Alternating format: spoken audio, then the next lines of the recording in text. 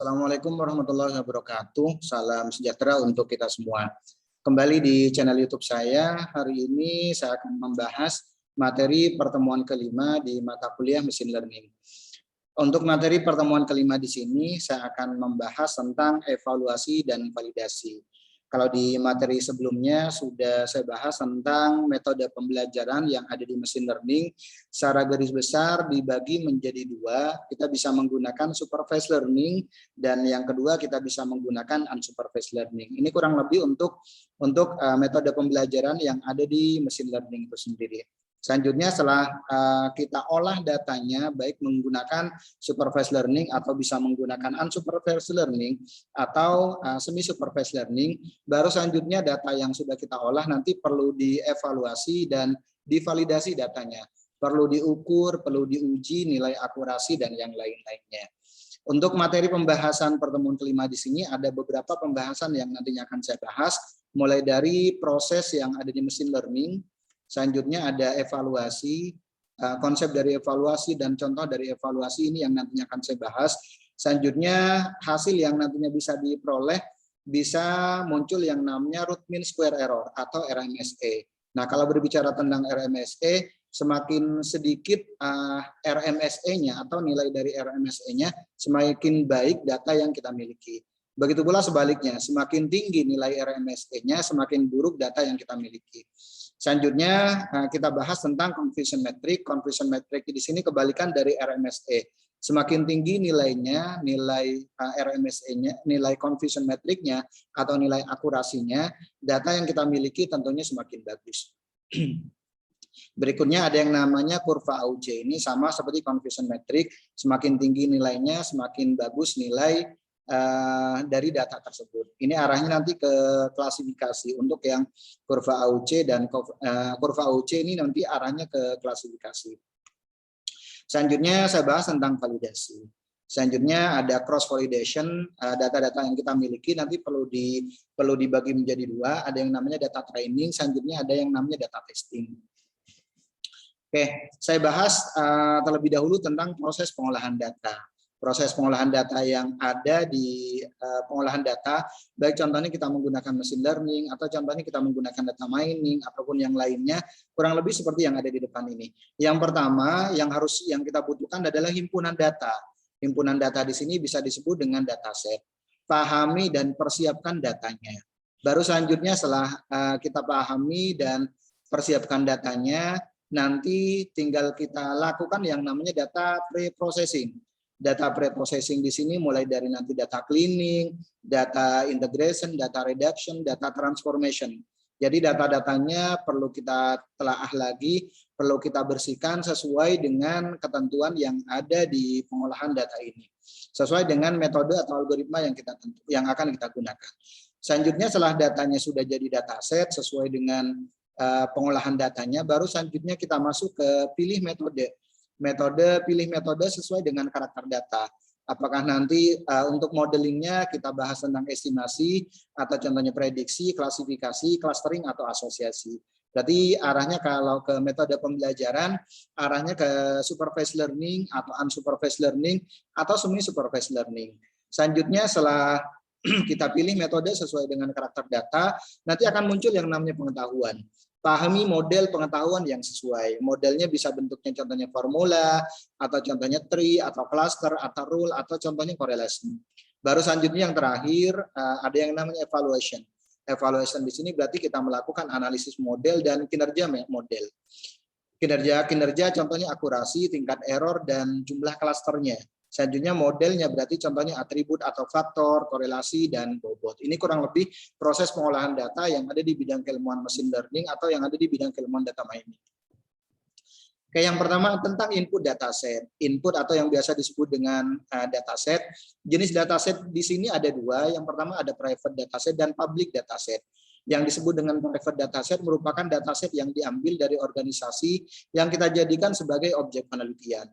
Contoh dari bank, rumah sakit, industri, pabrik, perusahaan jasa, dan yang lain-lainnya contohnya. Berarti kalau kita mau melakukan, kita ingin ngambil private dataset, berarti kita harus tertib administrasi. Kita contohnya ngajuin surat permohonan ke perusahaan atau ke institusi tersebut, baru kita nunggu apakah kita di-approve atau enggak. Selanjutnya public dataset. Dataset dapat diambil dari repositori publik yang disepakati oleh para peneliti yang ada di bidang keilmuan data mining. Jadi sekali lagi untuk pengolahan data, untuk data yang nantinya akan kita olah, ada dua caranya. Kita bisa ngambil dari private dataset, atau yang kedua kita bisa ngambil dari public dataset. Oke, masing-masing punya kelemahan dan kelebihannya. Contoh kalau yang untuk public dataset ada UCI repository atau SCM atau repositorinya Universitas California, atau yang biasa disebut dengan UCI dataset. Selanjutnya SCM KDD Cup. Berikutnya ada prediction.io, selanjutnya yang terakhir ada data.go.id. Cuman data ini perlu kita telaah lagi, apakah ini sudah sesuai dengan karakteristik data yang kita inginkan. Sekali lagi masing-masing data di sini, sumber data di sini punya kelemahan dan kelebihan. Private dataset enaknya kita nggak usah ngurus, kalau semuanya kita bingung, contohnya tentang data, kita bisa nanya sama orang perusahaan. Nggak enaknya apa? Kita harus tertib administrasi gitu, harus ngurus perizinan, ya kalau di ACC. Oke, selanjutnya untuk yang public dataset enaknya kita nggak usah ngurus yang namanya perizinan. Cuman nggak enaknya kalau semuanya kita bingung tentang data, ya mau nggak mau kita harus nelaah sendiri gitu. Oke, contoh untuk yang UCI dataset, contohnya seperti ini. Repositorinya Universitas California. Nanti kalian bisa buka contohnya SCM atau UCI dataset, contohnya seperti ini yang nantinya bisa kalian buka. Ini contohnya kalau kita buka repositorinya Universitas California. Nanti tinggal kita ambil data sesuai dengan yang kita cari. Contohnya ada artificial karakter, ada audiologi, ada bis kanker payudara contohnya, ada contohnya kredit approval contohnya, dan yang lain-lainnya. Nah, kadang-kadang datanya ada, kadang-kadang juga nggak ada. Biasanya kalau pengen lihat datanya, kita bisa lihat di data folder. Kita lihat di data folder, di sini biasanya extensionnya .data. Contohnya kalau di sini kan crx.data. Ini contohnya kalau berbicara tentang public dataset. Oke, selanjutnya ini contohnya kalau kita buka contohnya seperti yang tadi, public datasetnya berikutnya akan muncul contohnya seperti ini. Nanti tinggal kita ambil yang ada extension .datanya. Cuman datanya kalau kita buka ya kurang lebih seperti ini. Awalnya pasti kita bingung ini maksud data apa gitu. Baru selanjutnya kita nanti bisa telaah dari dataset description-nya, atau nanti dari publikasi-publikasi sebelumnya. Di sini kan ada yang namanya data set information, attribute information, sampai ke bawah nanti akan muncul yang namanya informasi dari dataset tersebut. Yang kedua, kita bisa ngambil dari KDD. KDD contohnya scmkdd.org. Nanti tinggal kita ambil data-data dari sini. Contohnya seperti ini nih. Dari tahun 2007, 2006, 2007 sampai contohnya 2016 dan seterusnya. Kita pengen ngambil data apa, contohnya yang nantinya akan kita jadikan sebagai objek penelitian. Selanjutnya ada prediction.io. Ini pun menyediakan yang namanya dataset yang nantinya bisa kita gunakan sebagai penelitian yang ada di bidang keilmuan machine learning. Ada lagi contohnya kalau di Indonesia ada yang namanya data.go.id, contohnya seperti ini nih. Oke, cuman datanya memang masih mentah, perlu kita telaah lagi, kita cleaning, selanjutnya kita lakukan data integration dan yang lain-lain. Ini contohnya. Oke, data-data yang ada di Indonesia.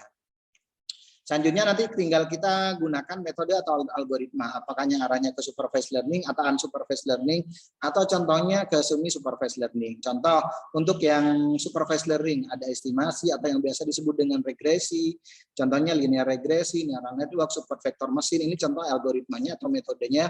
Selanjutnya ada forecasting atau prediksi, contohnya seperti linear regression, neural network, super vector machine.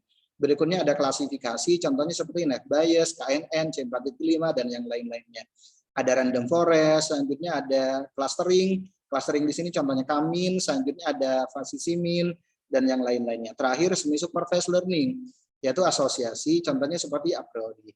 Oke, yang saya warnain biru ini, di sini merupakan algoritma yang banyak digunakan, terutama contohnya di estimasi. Biasanya yang paling banyak dibahas adalah linear regresi. Kalau yang prediction lebih banyak membahas tentang neural network. Klasifikasi contohnya C4.5, clustering contohnya K-mean, asosiasi contohnya a priori. Selanjutnya yang dicari adalah output atau pola atau model atau knowledge. Contohnya yang muncul bisa formula atau function. Contohnya atau fungsi dari regresi. Ada lagi contohnya decision tree. Contoh kalau munculnya seperti yang ada di depan ini, contohnya untuk pohon keputusan. Ada lagi contohnya yang muncul adalah rule atau yang biasa disebut dengan asosiasi. Rule yang terakhir yang muncul bisa jadi contohnya cluster. Ini untuk output atau pola atau model atau knowledge yang nantinya akan muncul dari data itu sendiri. Oke, selanjutnya data di sini perlu dievaluasi. Setelah kita lakukan data cleaning, selanjutnya data integration dan yang lain-lainnya, baru selanjutnya data tersebut nanti perlu dievaluasi. Evaluasi merupakan kegiatan yang dilakukan untuk menentukan nilai dari suatu hal. Dalam hal ini yang dinilai adalah kinerja metode pembelajaran mesin. Oke, tujuan dilakukan evaluasi adalah untuk menganalisa hasil kinerja metode pembelajaran mesin tersebut. Apakah kita menggunakan supervised learning atau unsupervised learning atau semi supervised learning. Selanjutnya kriteria evaluasi secara umum pengukuran model data mining atau contohnya yang arahnya seperti machine learning mengacu kepada 3 kategori atau kriteria. Yang pertama ada akurasi atau kehandalan. Akurasi atau yang kedua ada kehandalan atau reliability dan kegunaan atau usefulness. Keseimbangan di antara ketiganya diperlukan karena belum tentu model yang akurat adalah handal dan yang handal atau akurat belum tentu nanti berguna. Oke, untuk kriteria evaluasi ada akurasi. Akurasi merupakan ukuran dari seberapa baik model nanti mengkorelasikan antara hasil dengan atribut dalam data yang telah disediakan. Terdapat berbagai model akurasi, tetapi semua model akurasi tergantung pada data yang digunakan. Kehandalan adalah ukuran di mana model data diterapkan pada dataset yang berbeda, akan menghasilkan sebuah model data yang dapat diandalkan jika menghasilkan pola umum sama terlepas dari data testing yang disediakan. Kegunaan mencakup berbagai metrik yang mengukur apakah model tersebut memberikan informasi yang berguna. Berarti kriteria dari evaluasi itu ada 3, ada akurasi, ada kehandalan, dan kegunaan. Oke, evaluasi kinerja model data. Yang pertama ada yang namanya estimasi, contoh yang nanti akan muncul contohnya ada root mean square error. Berarti yang dilihat adalah errornya. Semakin kecil errornya semakin bagus datanya. Prediksi atau forecasting, biasanya error juga yang akan muncul. Semakin sedikit errornya atau RMSE-nya semakin bagus data yang kita miliki. Selanjutnya kalau klasifikasi nanti yang muncul adalah confusion metric atau akurasi dan ROC atau area under curve, kurva AUC. Semakin tinggi nilai akurasi dan AUC-nya semakin bagus data yang kita miliki. Kalau clustering yang muncul biasanya internal evaluation. Contohnya bisa menggunakan Davis, Baldwin Index atau Dan Index dan yang lain-lainnya. Atau contohnya external evaluation. Selanjutnya kalau untuk asosiasi biasanya yang muncul adalah leaf ratio. Contohnya leaf chart atau leaf ratio dan yang lain-lainnya. Atau contohnya presisi dan recall contohnya untuk yang evaluasi dari beberapa metode pembelajaran ini. Oke, contohnya untuk yang kurva AUC ini arahnya memang ke klasifikasi, semakin tinggi berarti semakin bagus nilai data yang kita miliki menurut Guru UNESCO tahun 2011. Oke, yang pertama untuk yang evaluasi yang akan saya bahas adalah root mean square error. RMSE itu merupakan metode alternatif untuk mengevaluasi teknik peramalan yang digunakan untuk mengukur tingkat akurasi hasil perkiraan suatu model. RMSE di sini merupakan nilai rata-rata dari jumlah kuadrat kesalahan. Semakin rendah RMSE, semakin baik kinerja metode pembelajaran mesinnya. Oke, selanjutnya yang kedua ada yang namanya confusion metric. Merupakan salah satu metode yang dapat digunakan untuk mengukur kinerja suatu metode klasifikasi. Kalau tadi RMSE arahnya ke estimasi atau regresi dan prediksi, kalau confusion metric arahnya nanti ke klasifikasi biasanya. Pada dasarnya confusion metric mengandung informasi yang membandingkan hasil klasifikasi yang dilakukan oleh sistem dengan hasil klasifikasi yang seharusnya. Oke, selanjutnya untuk yang confusion metric nanti akan muncul contohnya seperti ini, muncul tabel seperti yang ada di depan ini. Selanjutnya di sini kalau kita lihat ada plus minus, prediksinya seperti apa, nanti ternyata hasilnya nanti seperti apa. Ini contohnya aktual kelas, apakah contohnya positif atau contohnya negatif. Selanjutnya predicted class, prediksinya seperti apakah positif atau negatif. Selanjutnya nanti akan muncul yang namanya metriknya di sini. Metriknya positif ketemu positif nanti disebut dengan true positif. Selanjutnya positif dan negatif, predicted plus dan aktual class minus nanti akan muncul yang namanya false positif. Selanjutnya predicted class minus dengan aktual class plus nanti akan muncul yang namanya false negatif. Selanjutnya predictive class minus dan aktual class minus nanti akan muncul true negatif.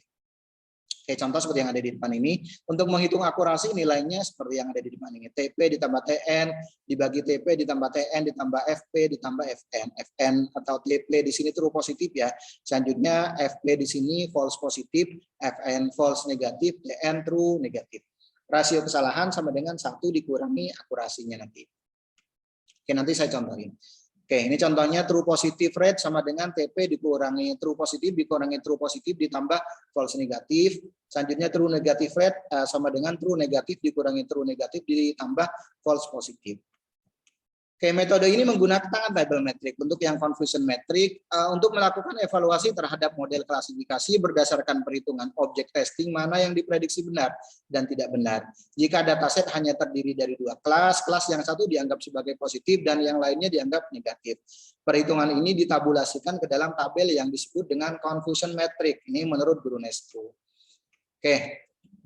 Bentuk confusion metric dapat dilihat pada tabel berikut, contoh seperti yang ada di depan ini. Untuk yang confusion metric contohnya, oke, seperti yang ada di depan ini contohnya ada menurut Bremer tahun 2007, klasifikasi yang benar di sini selanjutnya ada plus dan minus, selanjutnya diklasifikasikan sebagai plus dan minus. Makanya di sini disebut dengan true positif, ada false negatif, ada false positif dan true negatif.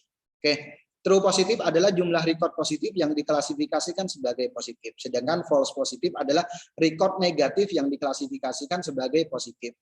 Record negatif yang diklasifikasikan sebagai record sebagai positif.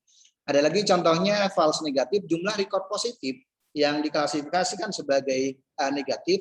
True negatif adalah jumlah record negatif yang diklasifikasikan sebagai negatif. Berarti yang benar tuh yang true positif dan true negatif sebenarnya sih. Kalau yang false negatif di sini record positif cuman tadinya oleh ada data contohnya diklasifikasikan sebagai negatif atau sebaliknya. Oke, setelah data diuji dimasukkan ke dalam confusion metric, dihitung nilai yang telah dimasukkan tersebut untuk dihitung jumlah sensitivity-nya atau yang biasa disebut dengan recall, specificity, precision dan akurasi. Sensitivity digunakan untuk membandingkan jumlah true positif terhadap jumlah record yang positif. Sedangkan specificity adalah perbandingan jumlah true negatif terhadap jumlah record yang negatif. Untuk menghitung digunakan persamaan di bawah ini. Contohnya seperti ini. Sensitivity diperoleh dari true positif dikurangi positif, specificity diperoleh dari true negatif dibagi negatif. Begitu pula untuk yang presisi. Selanjutnya akurasi ini diperoleh dari sensitivity positif dibagi positif ditambah negatif ditambah spesifisitinya negatif ditambah positif ditambah negatif. Oke, ini contohnya untuk yang perhitungan di confusion metric.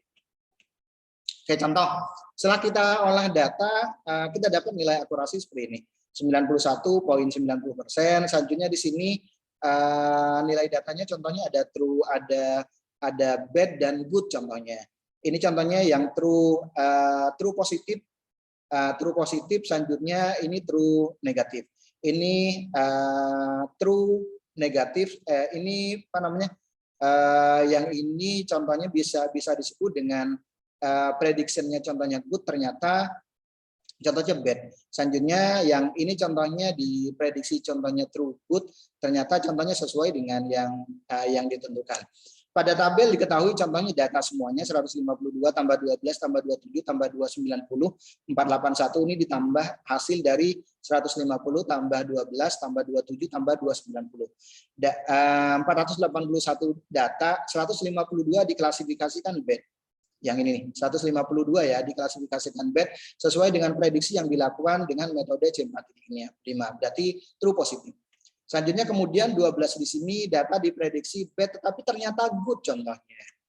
290 data kelas good 290 data ini nih, kelas good diprediksi sesuai, dan 20 data diprediksi good ternyata contohnya bad. Ini kalau kita baca dari true positif atau nanti yang disebut dengan false negatif dan selanjutnya.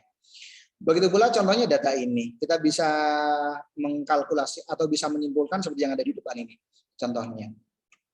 Ada lagi contohnya seperti yang ada di depan ini. Oke, yang nantinya bisa kita lakukan. Oke, contohnya seperti yang ada di depan ini. Akurasinya 90%. Di sini prediksi macet sama dikurangi true macet sama dengan jumlah data yang diprediksi macet dan kenyataannya memang macet. Makanya disebut dengan true positif yang ini, yang 53. Selanjutnya ada true negatif. Jumlah data yang diprediksi lancar dan ternyata lancar contohnya. Yang ini nih, diprediksi lancar ternyata lancar. Selanjutnya yang ketiga false positif di sini, jumlah data yang diprediksi macet tetapi ternyata lancar. Selanjutnya ada yang false negatif, jumlah data yang diprediksi lancar tetapi kenyataannya macet. Contohnya kalau kita telah lagi datanya ya kurang lebih seperti yang ada di depan ini.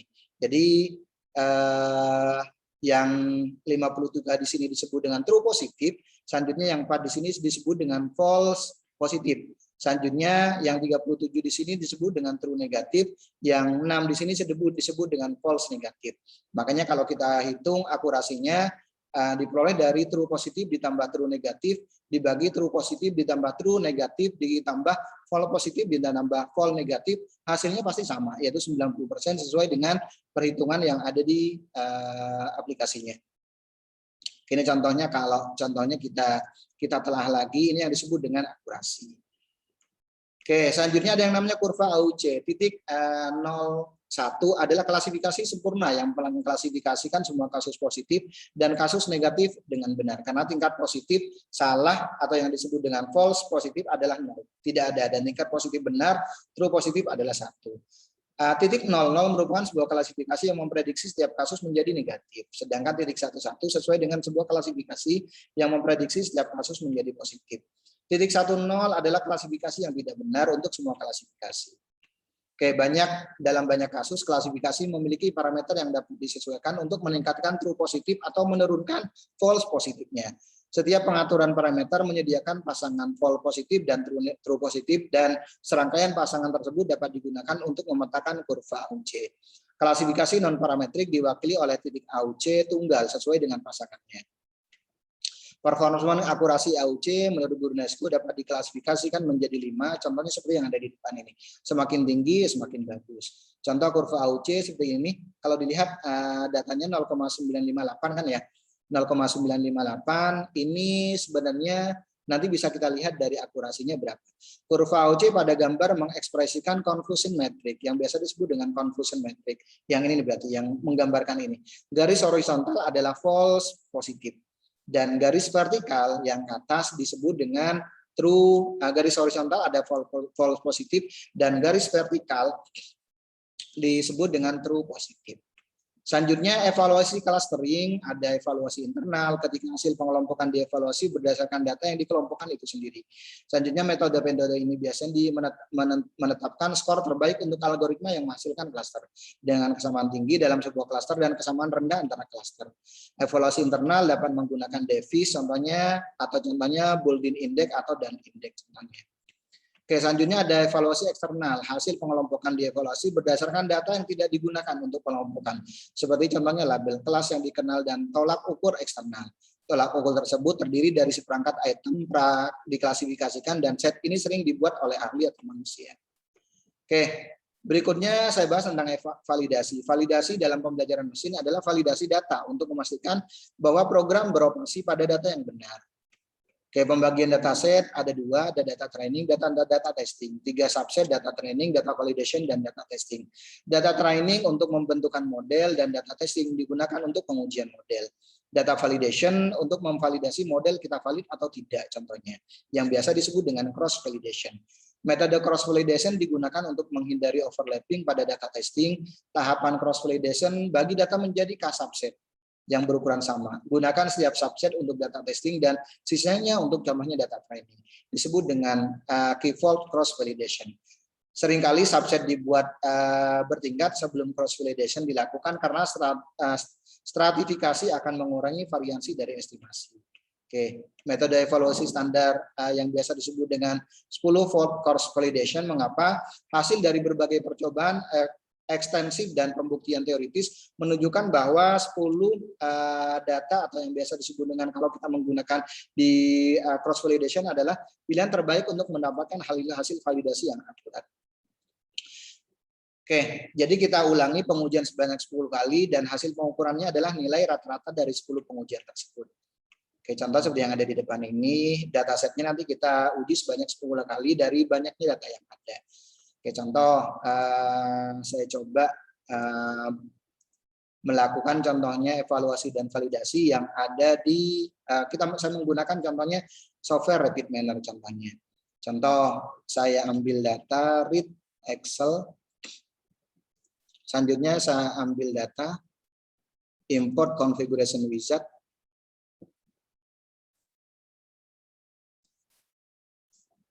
Saya cari contohnya data yang ada di sini. Contohnya saya punya data untuk prediksi contohnya. Ada dataset di sini.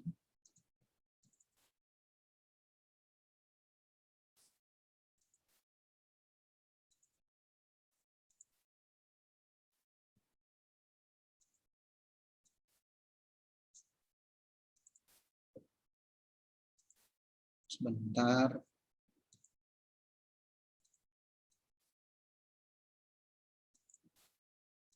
Opsi machine learning. Nah, ini contohnya datasetnya.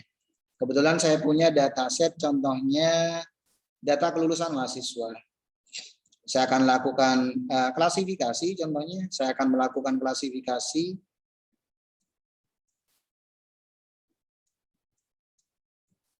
Selanjutnya kita klik next.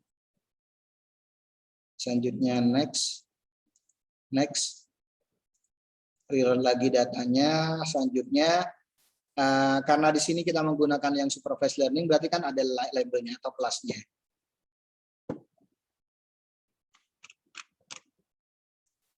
Oke.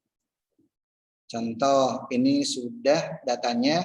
Selanjutnya saya ulangi lagi data kelulusan mahasiswa contohnya. Next. Next. Next. Selanjutnya saya ambil semua datanya.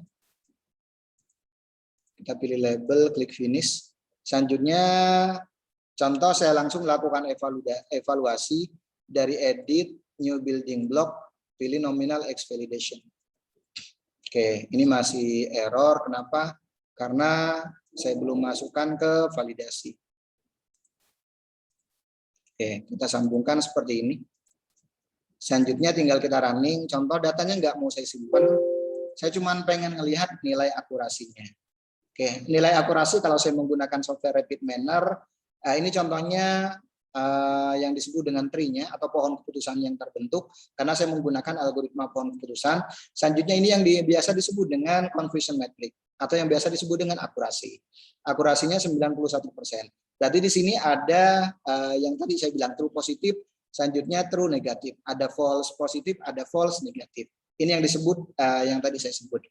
Selanjutnya ada yang namanya kurva AUC. Kurva AUC di sini contohnya nilai AUC-nya 0,908. Berarti nilai klasifikasi di sini bisa disebut dengan good excellent classification. Kalau dikategorikan dari data yang tadi dari jenis klasifikasi yang sudah ditentukan menurut guru Nesco tadi. Oke, demikian penjelasan dari materi pertemuan ini. Mohon maaf kalau ada kata-kata yang kurang berkenan. Saya akhiri. Assalamualaikum warahmatullahi wabarakatuh dan salam sehat untuk kita semuanya.